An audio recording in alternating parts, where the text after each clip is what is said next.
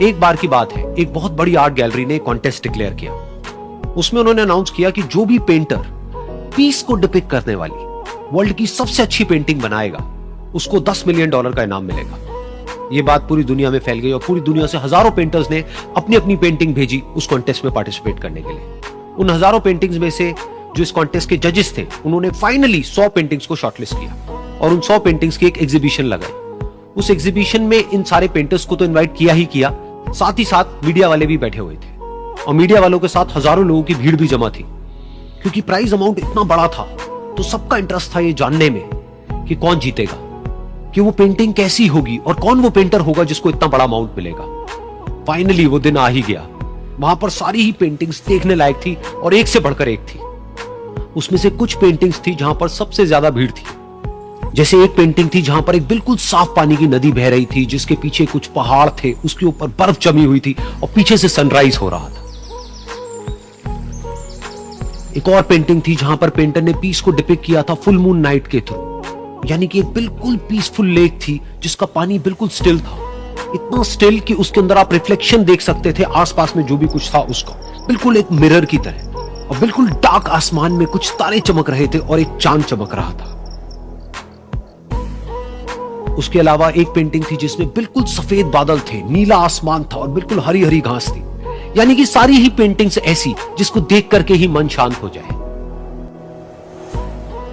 तो कॉन्टेस्ट बहुत ही टफ था क्योंकि सारी पेंटिंग्स एक से बढ़कर एक थी। तो जजेस के लिए शॉर्टलिस्ट करना कि कौन सी पेंटिंग बेस्ट है, that was very very difficult. लेकिन वो मोमेंट आ ही गया जब जजेस ने अपना माइंड मेकअप कर लिया और एक पेंटिंग को इन सारी पेंटिंग्स में से सिलेक्ट कर लिया और उस पेंटिंग को एक बड़े से कर्टेन के पीछे रख दिया। सामने वो सारे पेंटर्स बैठे हुए थे, मीडिया वाले थे और हजारों लोगों की भीड़ थी। सबकी क्यूरियोसिटी बढ़ती चली जा रही थी क्योंकि अमाउंट बहुत बड़ा था। लेकिन जैसे ही वो पर्दा हटा और सामने से सबने उस पेंटिंग को देखा तो सब हैरान रह गए। सब एक दूसरे की शक्ल देखने लगे। किसी को कुछ समझ नहीं आ रहा था कि एक्चुअल में हो क्या रहा है, क्योंकि वो पेंटिंग जो वहां पर दिख रही थी वो दूर दूर तक शांति को डिपिक्ट नहीं कर रही थी।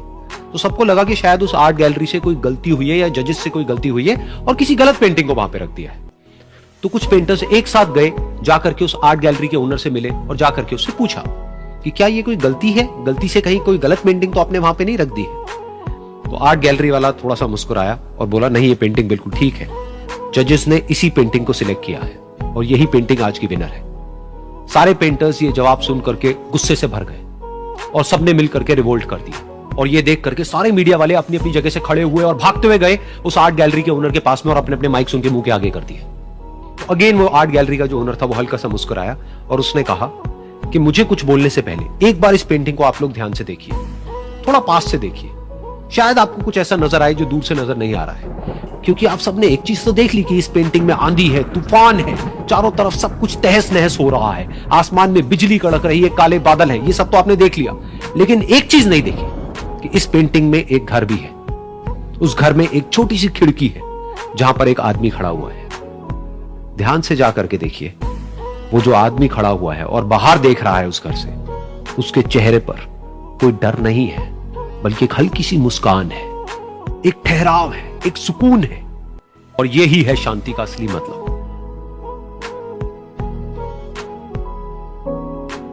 यानी कि शांति का मतलब यह नहीं है कि हमारे बाहर सब कुछ शांत है और फिर हम शांत हैं, क्योंकि वो टेम्पररी है।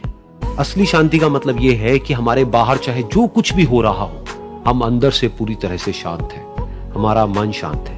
क्योंकि जिसका मन शांत नहीं है उसको चाहे आप कितनी भी सुंदर से सुंदर जगह पर ले जाकर के बिठा दो, वो वहां पर भी जाकर के दुखी ही रहेगा। लेकिन दूसरी तरफ से जिसका मन शांत है, उसके बाहर चाहे कुछ भी हो रहा हो, चाहे मौसम कैसा भी हो, चाहे उसके आसपास में सब कुछ तहस नहस हो रहा हो, तूफान हो, लेकिन वो अंदर से बिल्कुल शांत रहेगा। और यही है शांति का असली मतलब।